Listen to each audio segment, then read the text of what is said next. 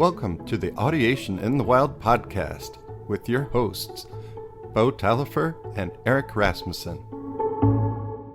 Season 2, Episode 43, Harmonic Extensions. All right, Eric. Let's talk about extensions on chords or functions, whatever you want to call it. And let's just dive in. A good way to go about this is to break it up into different tonalities, because certain tonalities don't seem to, at least to my ear, tolerate extensions as well. You got to be very careful about where you put them, and that's even true in major and minor for sure. But I think it's an important discussion that is not fully fleshed out in the MLT scene.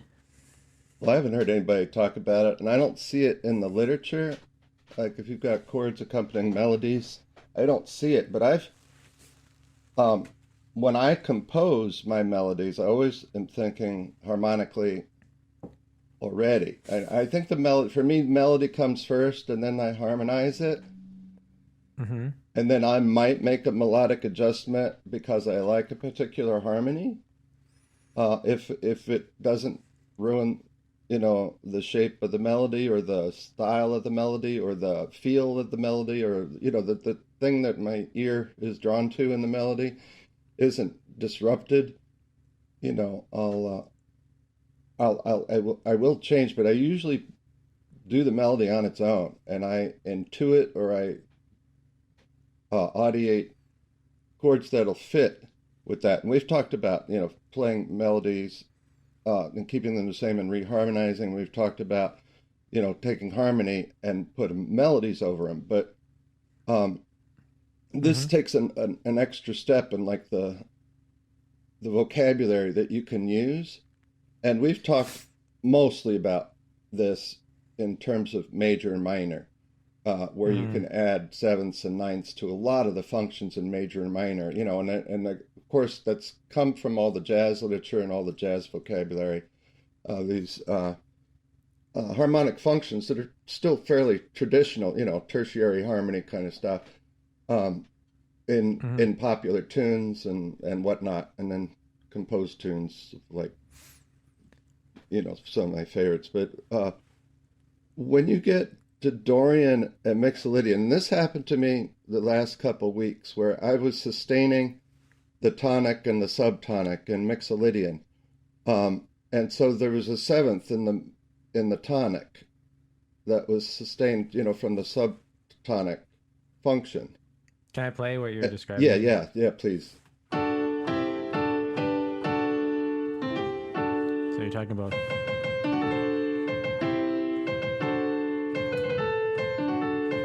And I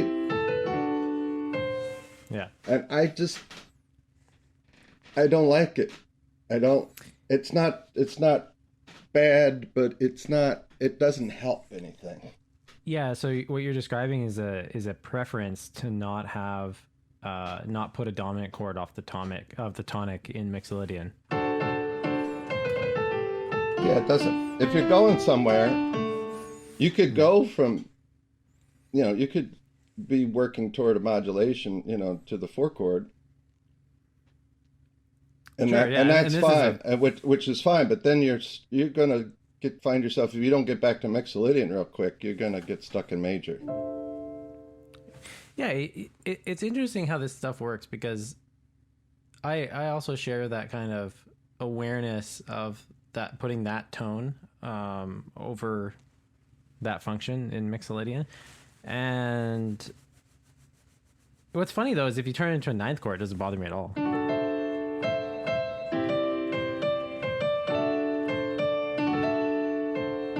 It doesn't bother my ear the same. Yeah, but this, nope. It almost sounds like I need to play blues stuff right away. Yeah, exactly. That's what, and you have to avoid that if you're trying to do, because there's no such thing as Mixolydian blues yet, at least to my ear. This is all new. I don't know if I agree with that. All right. Well, it's like I'm saying, it's new, and to explore, because frankly, I just don't see any of Gordonian melodies, people that write melodies in these new tonalities that have any expression of these extensions in them. Yeah, which is a fair observation to make, and And it's the same observation and I that's made. just a place I want to go right away. Yeah, yeah. Now that I'm, I got to be off to something new to explore for myself. So some of the insights that I've had in terms of putting extensions on um, into different functions in certain tonalities is you start to develop so not only do you have a harmonic vocabulary in terms of what functions associate with what tonalities, and you build a vocabulary of that. You have in Phrygian you have the minor Oh, one, and Phrygian's a great one though. I love it. Like we got to talk yeah. about Phrygian Yeah, we specifically. will talk about Phrygian. So you have your basic function vocabulary, but then you also start developing a more nuanced vocabulary of what extensions can be played over certain functions. And this is a lot different than someone might initially think happens. Because, for example, in major, a lot of my students who are developing this vocabulary of extensions to put on functions don't like the sound of a major seventh off the one chord, but they like the sound of the major seventh off the four chord. Yep. And so, I mean, so what I'm talking about is people don't tend to like this at first. It's aggressive for their ear, but they don't mind this. Totally. For some reason, I mean, this is just an observation that Yep. I've made, is that the four chord with a major seven is I've made easier the on the same ears. observation. Sure. Yeah. And It so makes I do sense think to me. there's something like a sequence in terms of what people can tolerate. Or if you're in minor, it's the same. What's crazy is the same principle applies in minor. If you put a seventh chord off of the minor, off of the one in minor. So if I go, a lot of people don't like that seventh, but they don't mind the seventh off of the four chord.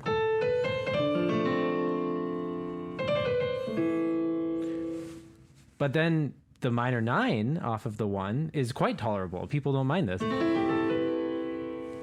Yeah, it's also one of my favorites. I don't know why. It just the minor.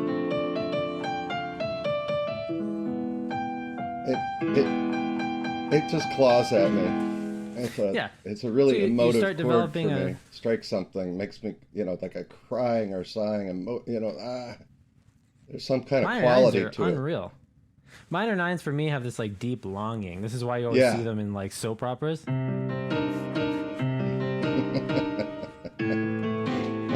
If you play minor nine Yeah. tonic chords just shifting in Yeah, different keys, you get a really like cool sound. This is just fun to do.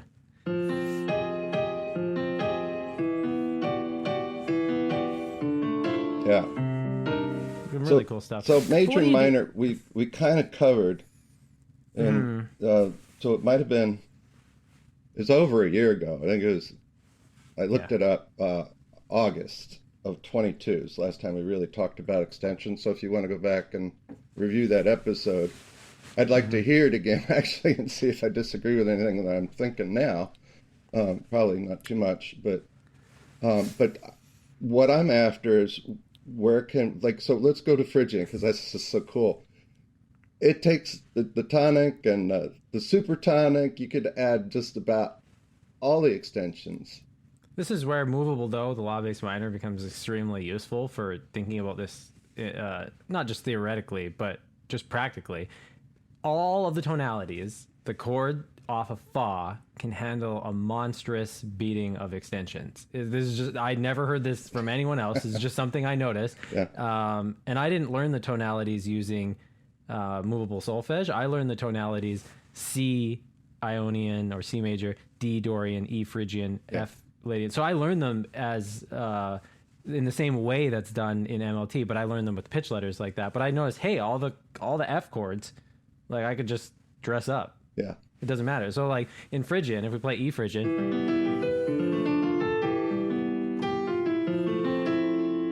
this chord Yeah. here,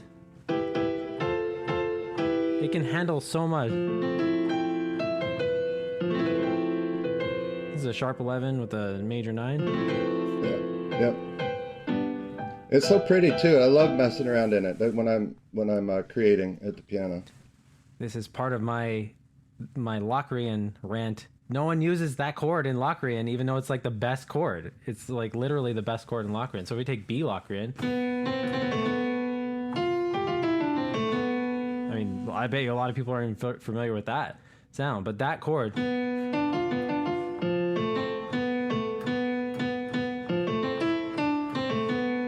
So I just keep emphasizing the tonic.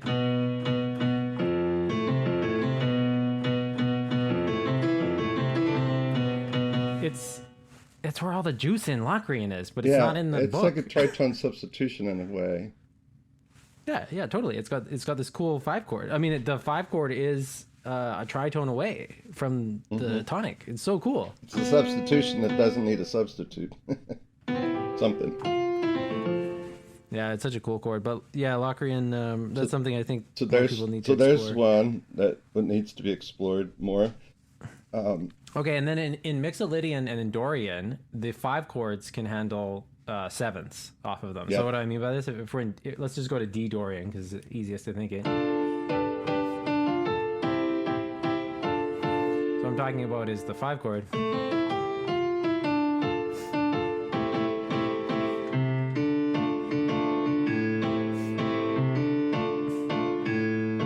Then we need the. Yep. The 4 chord in Dorian can handle quite a lot too. I mean, you can play stupid voicings, stupid in terms of like crazy, yeah.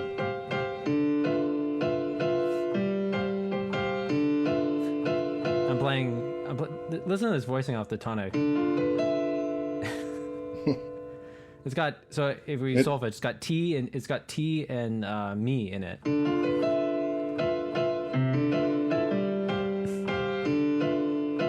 So I'm voicing those in like fourths, but yeah, really cool sounds. Dorian can handle a lot. I almost think of Dorian as minor Lydian. That's how my brain thinks of Dorian. It's got a lot of the same. I mean, this is another point why movable do is so useful. All the cool shit you play off of the fa chord in Lydian, you can just play over Dorian, and it just sounds like the relative minor of Lydian, if that makes sense. Dorian sounds like Lydian's minor. Yeah, that's how I would kind of. Yeah, same relationship. The la to. Lydian's hard. Lydian's hard to put extensions on because if you put extensions off the 5 chord in Lydian, it doesn't sound right. So if we go,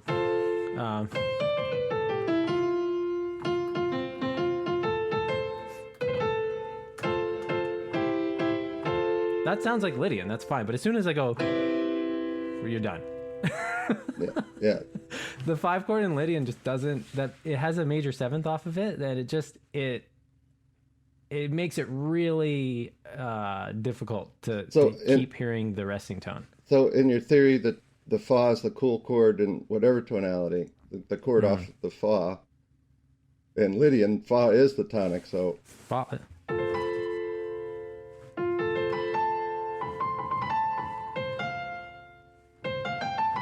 Yeah, so the one tonic, chord is the one that can handle the brutality there. Which is why everyone should be learning Lydian sharp 2. Lydian sharp 2 is unreal. Or if you go... Like, it's insane. Yeah, like I haven't messed with it enough to get it to where I'm comfortable yet. I can think of it and play it, and I just need to do some basic... You know what's funny about that? I have not done that at all on the guitar, even though guitar is my main instrument. I've done very little, like a couple sessions of playing with it, but I've done it so much on the piano. Oh, your favorite, your Lydian 2 that you played on the guitar and sent to me in a voicemail I thought that was one of the best ones. Yeah, I know. I just haven't, for some reason, I always experiment with it on the piano. But, so yeah, these extensions, off of different tonalities, they're really interesting. They're really cool. They need to be played with, and I recommend that everybody out there write a tune and send it to me. You win a free WBEAU t-shirt. So the other thing I wanted to talk about with extensions is, okay, well, I had 2 ideas. The first one is that we need to remember that listening vocabulary is always in play. So, it's useful to hear simple melodies, and it's useful to hear simple chord progressions and function and all that. But unless people start hearing these as part of their vocabulary, they're not Yeah. going to become familiar with these sounds, right? Yeah. And so I'm not saying you have to like start teaching minor ninth tonal patterns like right away. But if you're not even exposing people to these sounds, like they're not going to get to the point where those are becoming part of Yeah. their I don't vocabulary. think that the tonal patterns are near as useful For when you these start ones? adding extensions. I just think that's where a harmonic sequence takes over. You don't need, you should be able to sing them, but you don't need to like learn the vocabulary the way you learn uh tonic dominant patterns, major, So minor, like apparently Stan Getz, this is a really good example of what Eric's saying. Stan Getz, like the great saxophone player, he only thought of triads basically. yeah, Everything else was just like, yeah, this is extra. And yeah, it's such a great yeah, example of that because clearly there's extensions all over in everything he did. yeah, But, he was just thinking of the basic functions and then everything else was kind of just, dress up. yeah. His work in Brazil is still some of my favorite stuff. Juan Carlos Jobim, that Jobim stuff. is unreal. Jobim and Getz together. My goodness. Yeah. If Yeah, Getz I had, agree. not been a misogynist, he'd be one of my favorite forever players. But he didn't pay his ladies. He didn't pay the ladies. Yeah, that sucks. Well, But hopefully everyone else does better than that. I know. But Um, once you hear something like that, though, it taints the guy that's I in your wonder head if, that we you. heard that Mozart, if we actually discovered that Mozart was a serial killer, would you listen to him less? Yeah, I know. And Jago Pastorius, right? Same thing, but it was a Oh, I don't know, but mental condition that I know nothing he about was a Jaco. bully. His Oh yeah. personality turned him into his schizophrenic or something. Made him a bully. Okay. But it's kind of like if he had treatment. There's probably no shortage of psychopathic and sociopathic musicians. It's just the other thing I wanted to talk about, which is related to what you're talking about, the kind of unnecessary need to do tonal patterns for these extensions. This comes back to this exercise I've recommended a couple times in the last few weeks, is that I have found what's more useful than like taking a one chord and singing, do mi so, and then do mi so ti, and then do mi so ti re, right? That I don't see benefiting people that much beyond just learning the initial tonal pattern. But one the exercise that I find does help a lot is when you can take a tone and pivot your audiation so you hear it as the extension of something. So what do I mean by that? Yeah. Take do, Yes. and can you hear do as a minor seventh chord in major? So part of let me Yeah. Established tonality. Yep.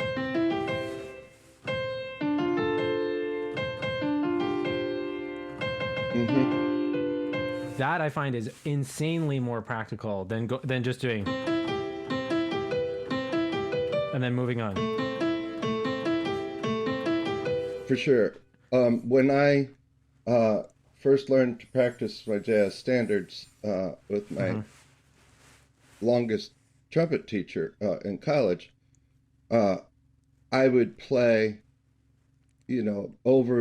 just over the chords, so I could get the chord functions in my brain, and playing over just playing over the changes, just playing the playing the chord patterns over every change, up and down, or sometimes up, down, down, or whatever. But you would just play those things, and that helped me. This is pre-Gordon, helped me get the harmonic patterns or progressions in my ear.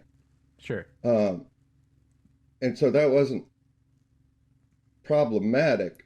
I think what you're doing is now what we're saying, we're already assuming you've got the harmonic vocabulary that is underneath the extensions.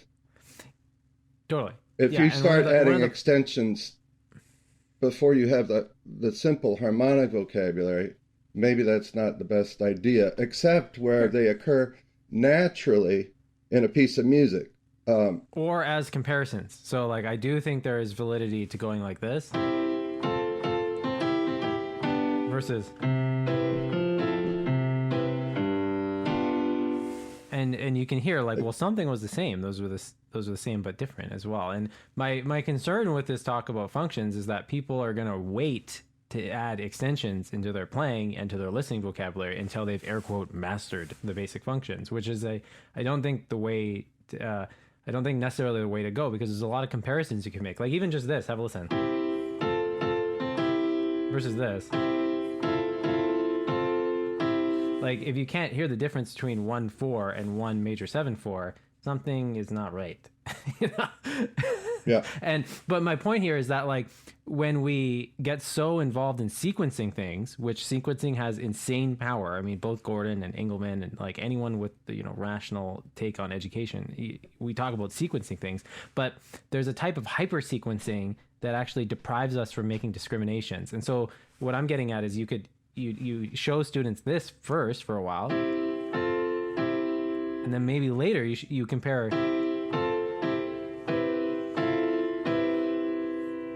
right? And you show them in songs. So you have a song that goes 1/4-1, and you just keep it vanilla, and then you actually change just the voicing, or you know, you could get into changing the actual function itself. And I think that's really important, because those discriminations won't just happen on their own. You know, they're not just gonna, you don't just magically wake up one day having mastered 1/4-1 and then start recognizing the embellishments. Embellishments have to be part of the training.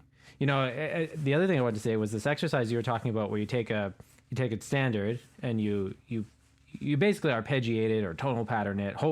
If it goes right, it ends up being more like a tonal pattern when you do that. And you take it through the whole song, so you get used to the harmonic pattern and the chord progressions. But the flip side of that, it was related to what I was talking about before, is you take a tone like Do, and you put Do at the top of every function where it makes sense, and you just play through the whole progression like that. You could do that with the blues.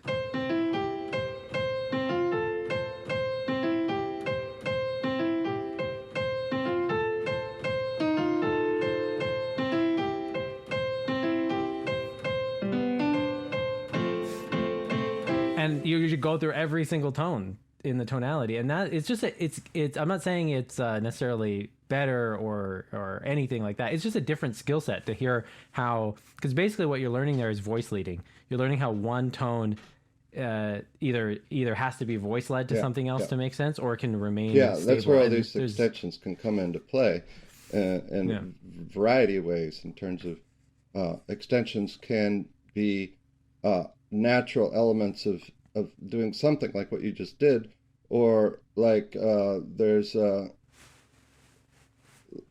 this little light of mine, I'm gonna let it shine, let it shine, let it shine, you know, shine, shine, let it shine, where that, I don't know if I got the right, you got the there. But no, it's just a me over dominant.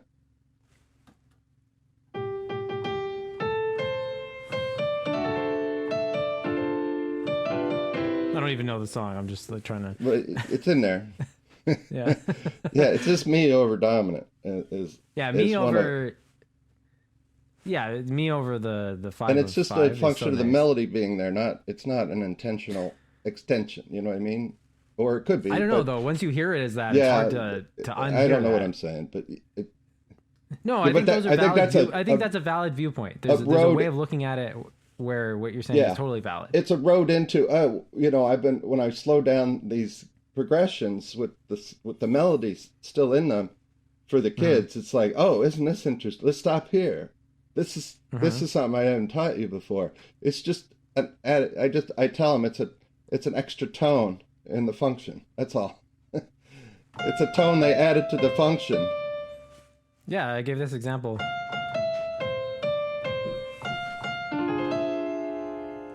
When you're half diminished. It's such a beautiful way to learn to hear that chord, because the melody sounds, you could have a 3-year-old hum that pretty accurate.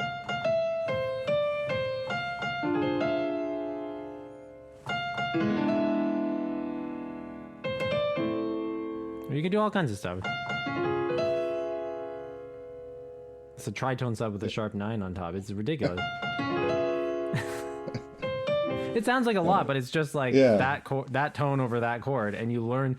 This is what we were talking about before. You develop a more sophisticated harmonic palette in the sense of what tones you like over certain extensions. I mean, apparently, like here, Holdsworth apparently hated this voicing with like a passion. Yeah. Like he would much rather have had it voiced like something like this, or like. And voicings are a whole nother conversation. He had the 10-inch long fingers to handle any voicing, though. It's crazy. I love doing this, Eric, with students. Like, does this sound good? And everyone says no, but then you start... Or...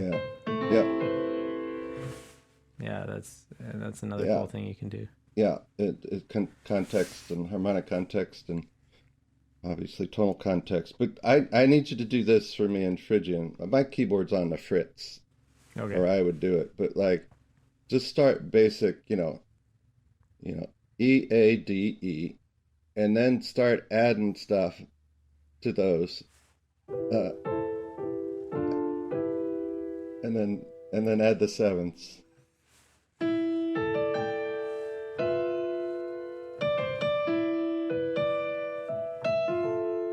Now and then add the ninths, get the ninths going. Yeah.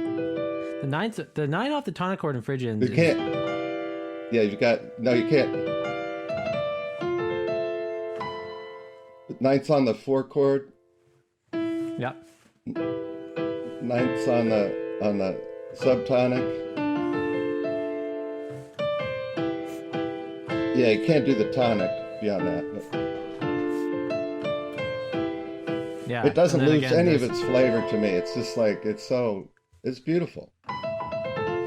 And the 4 chord again, or the fa chord, though. That's what I meant. Fa. Subtonic. Yeah, chord off fa is just it's ready. It's like those personality types that are just like adventure junkies. That's the fa chord. And again, this is the value of learning movable do with, in the way that I learned it, is that piece of information to you is just retained across the tonality. So all the crazy voicings that you use for the fa chord, it doesn't matter what tonality you use. You can recycle those. No, it's really cool. It's one of my places to relax at the end of an evening. Mm-hmm. It's a Phrygian. I've been really into these, like, you take like we'll talk about this on another episode, but you have a voicing with a really close interval and then a wide interval. Yeah, shaping kind of stuff. We have that on our docket to talk about shaping, so let's save it. Yeah. All right, we'll save it.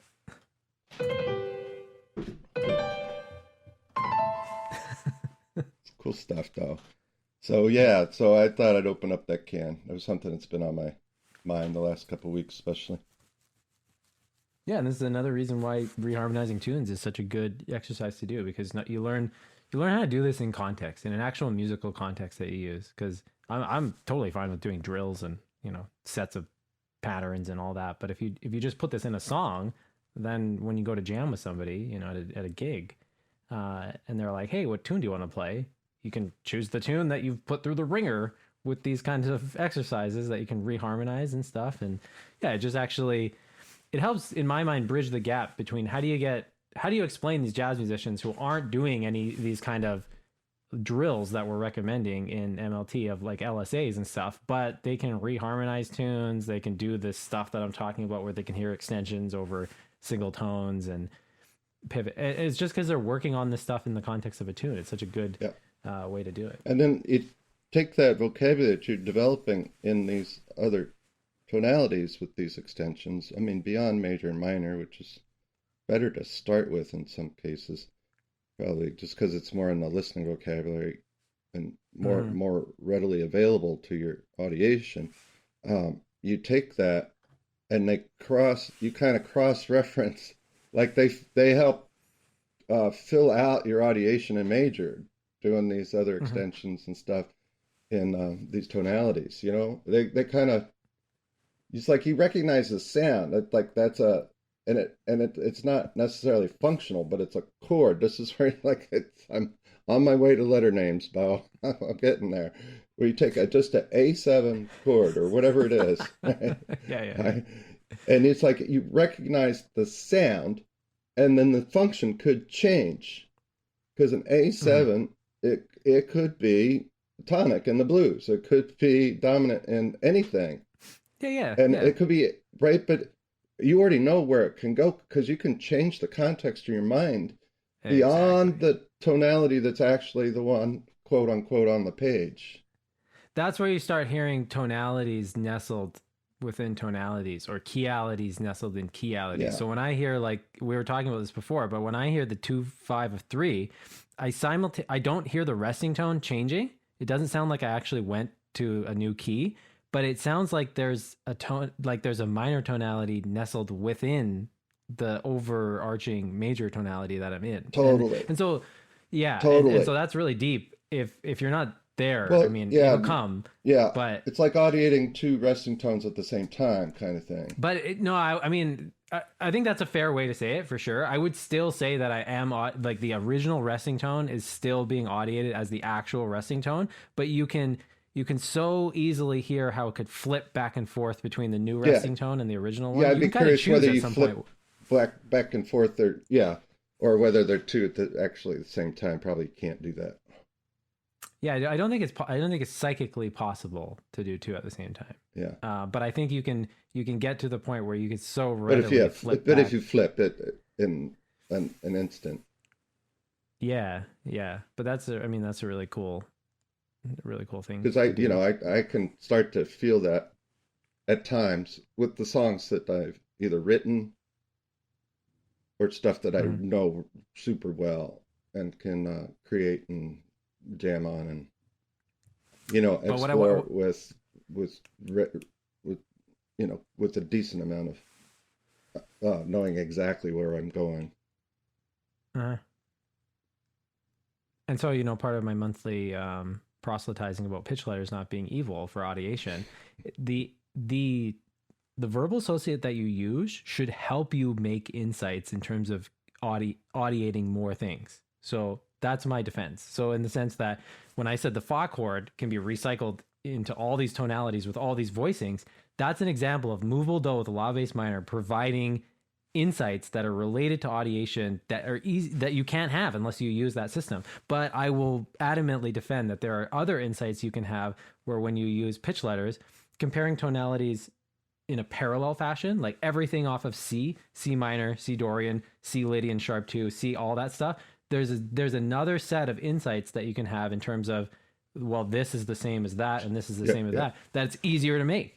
But it just turns out in the beginning, which one is more valuable for someone to have? It's movable do with a law bass minor, because resting tones are so important, and you can teach people to discriminate from resting tones easier with that system. That's my only, claim here.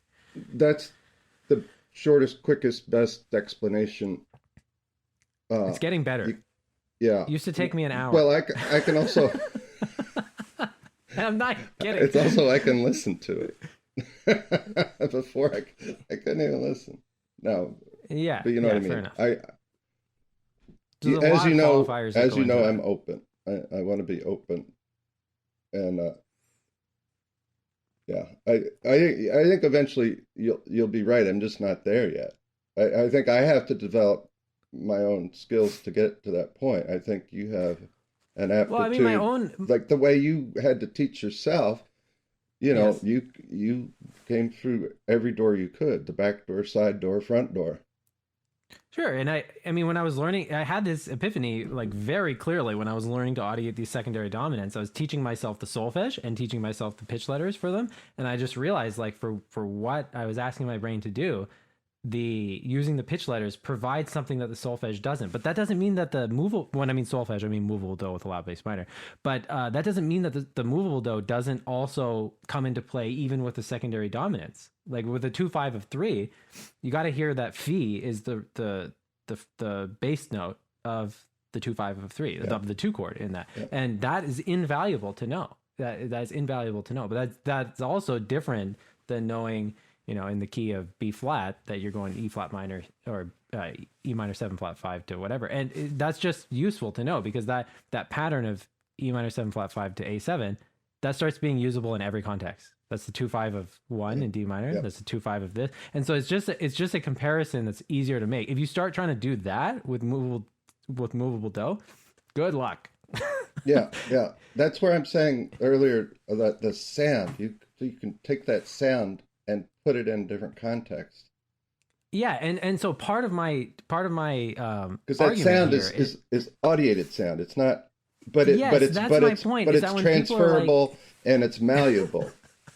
when people are like, you can't use pitch ladders, it's going to destroy your audiation, I'm presuming you're already mastered oral. I'm starting the conversation from there. Boy. And so when I plugged them in already. This is his favorite. All right. Well, I would like to give a talk on this at some point. Yeah. Because I think it's a problem. Why are people in jazz universities not adopting MLT? Part of my theory is that when we have teachers who are going on like big podcasts and saying things like pitch letters destroy audiation, and then we have serious jazz professors who are monster audiators who are like, that's obviously not true.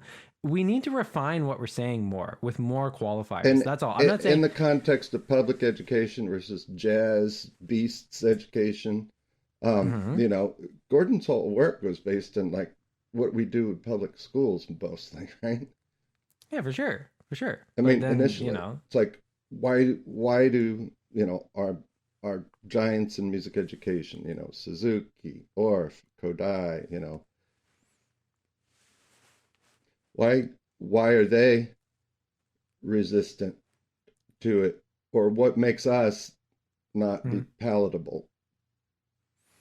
Well, my own history is such a great example of this. I did not use movable do with a law bass minor, but I did learn everything in relative tonalities. So every time I heard a song and I was like, hey, that's Dorian, I visualized it as being in D Dorian. Every time I heard a song in Phrygian, I visualized it as being in E Phrygian. Now, would I have been better off just using movable do? Yeah, for sure. But the point is that clearly nothing bad happened to me from doing that. And then after I had that mastered, I started learning everything off of C. And then I realized, hey, there's a bunch of insights you can have when everything's based off C. You learn more. You just learn other things. Yep, and so yep. I'm just advocating both. Yep, that's really all. Yep. And I wish I knew more about Coltrane learning both, because we've heard from, there's some evidence that his teacher, the Sandole guy, taught him everything oral, pitch letters, movable do, and fixed do, which that doesn't seem like it makes sense to me. I mean, if you're using pitch letters, why do you need fixed do? That doesn't totally jive with me. Might as well just use. Well, he was just trying to bust up a coconut, Yeah. So when you interact with that kind of aptitude, I don't think it even matters, right? You seek out the aptitude. Also, isn't just the aptitude; it's also this intrinsic motivation, which I say, trumps everything. If you've got those two things, you're going to find the way that works for you, because you know how you're learning. You know how you're digesting all the music, and you know how to go find somebody that'll kick your ass. You know how to go, to listen to stuff already. You feed your own self. I got a kid yesterday, and I said to him, I'm giving you all the homework. This is all the homework. I said, this is all I have.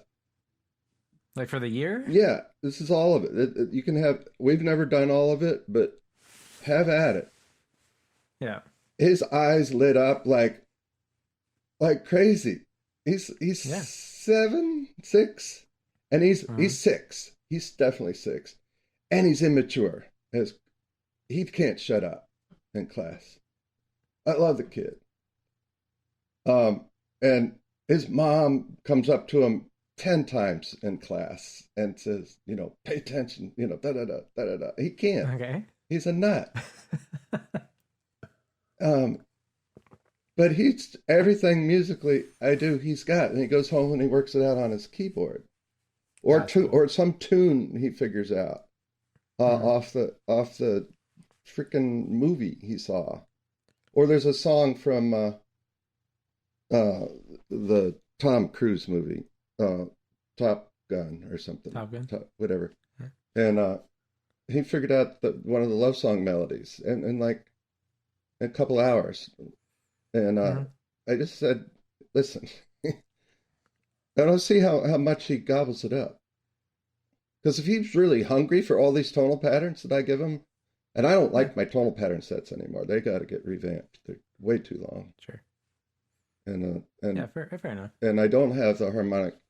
I don't have the harmonic patterns. Oh, like patterns. Harmonic patterns, like dun dun dun dun, dun dun dun dun.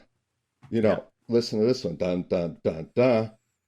Is this one the same as the first one, dun dun dun dun, and just and like start to discriminate them orally, and then like that. So those are patterns that need to be done in place of some of the tonal patterns that I have that have some of the extensions, not really, but have a lot of variety of all the possible permutations. By the of, way, say, that's 4 or actually a 5 whole notes. other area that could be explored. Is like before we talked about having tonal patterns with functions played under them. So like instead of being, I'm hearing this as a 1 in major. Instead of this, you could have this.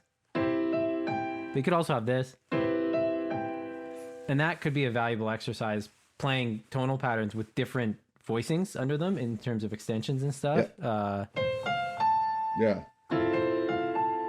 And then another step is just play the function and then sing the tonal pattern embedded in the function. So play the function and then sing bum bum bum. Now sing an extension, bum bum bum bum bum bum bum. You know. Yeah, I think that's valuable. But related to what you were saying before, I mean, I'm much more excited when a student is hungry than when their aptitude is high.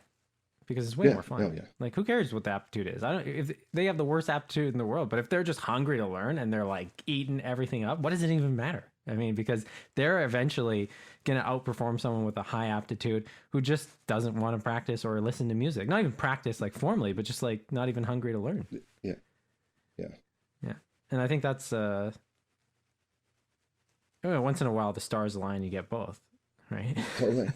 Totally. But I mean, the nature of play is making discriminations. So when you and that's so important to realize, because all the stuff we're talking about sounds so technical, like play this and then play it in a different variation so you can discriminate against them and then play them back and forth. And like, that's what theory of instruction says to do. And Gordon says, but it's just like the nature of kids playing is, it's I've the talked same about this before. We have to formalize it to try to understand what's going on naturally in the 1-year-old brain or the 2-year-old brain, because that's pure play. Yeah, I mean, and it's funny if you think about discriminations in terms of peekaboo. Peekaboo is the discrimination of something being there and not being there. And that's what it is. And when you realize that's what it is. And like, dude, even dogs like to do this. Like dogs are making discriminations. Well, they're all over the internet. I'll hold his bone up and then hide it. Yeah. And you can tell he's like, he's figuring out like something's there and not there. Yeah. And it's hilarious. Mommy, not mommy. Yes. Story. Yes. All right, man. Let's... well, can I show you one more thing before we go? Because I think the ship has sailed on recording 2 podcasts today. But here's another really interesting exercise, and I don't even know what to call this, but it's something I found useful. In so many classical tunes, you'll find voicings where it's like I was playing here, like I was playing a Beethoven tune today, and I noticed he had me in the melody, and there was this in the left head. Just straight up the simplest voicing of a 1 chord. And then later in the song, it's missing the middle tone. So instead of, it's like this. But this is another discrimination you can make. Listen to the difference between these. Versus, it's so subtle. But this one is very, very tasteful. And then what you can do is you can take this voicing. Can you purposely hear the middle tone of this? When you point it out and then hear it. Or here's the root tone. Try to hear that. That's such a useful exercise for getting some mindfulness of the tones you're hearing. Because I don't think a lot of people are often doing that, where they're really clearly hearing a certain tone in the function. So we're going beyond audiating harmonic, melodic or tonal, and of course rhythmic is always, and stylistic.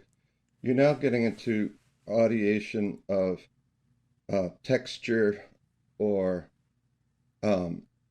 orchestration, voicings. Yes. Yeah. And then how does that get developed other than composing? Well, I think you have to, like all this stuff, you have to be able to make, like, the first step is just make a discrimination. So being able to hear. But you notice this with so many. But like, where do you Chopin teach does this all the time. Is that something that you can teach in an orchestration class, or like just point out, like, listen to these pieces, and where is that? I want to put orchestration learning sequence. Yeah, exactly. Because some people. There's got to be something, right? Yeah, and this is part of why I think Ron is onto something, and I share his viewpoint that the students at some point need to understand how the skill learning process works, whatever the skill is, whether it's audiating timbre, audiating harmonic stuff, audiating rhythm. At some point you can understand how things progress from oral into verbal associate into all that. But really what I'm talking about is like a full-blown mastery of oral, like an actual mastery of oral, and knowing how to do that to yourself. Whether you're going to make recordings for yourself, like I could make a recording of this versus, I mean, after you do it enough, they start sounding quite different from each other. Yeah, right off the bat. This one sounds more fragile to me. And this one sounds more kind of beefed up. Yeah. It's really subtle, right? Yeah. And so if you know how the skill learning sequence works, like you could sit there and just do that enough, but the problem that happens, and I've been talking to one of my this lady I'm working with from England who's fantastic. I've been having so much fun with her talking about harmonic learning sequence, is that if you have played an instrument like piano for so long and you're so wired up in the way that like your fingers are playing the instrument and you've habitually trained yourself to not audiate a certain part of what you're doing, you're just hitting the keys, right? It can be very hard to teach yourself these things while playing the instrument. And so an invaluable thing to do is to play these things. So you're not bypassing the instrumental part, but record it and listen back to what you're doing, because you really need the experience of hearing something without bringing the baggage of the instrument along for the ride. Yeah, if you've been taught technically as well as she has. Oh, because she's, probably just like a monster sight reader too. But she, in our conversations, she's realized a little bit that sometimes the keys are being pushed down and I'm auditing the rhythm, and I'm auditing the melodies like very well, but the harmony is kind of going out the window, and that's fascinating. That's interesting. All right, man. Really cool. Onward and upward. We'll catch you next time. Yeah, and play around with some embellishments. Go for if you're new to the embellishments, go for the minor nines. The minor nines, boom. Like put the major 7 off the 4 chord in major, and play with minor nines. They're so beautiful. All right, till next time.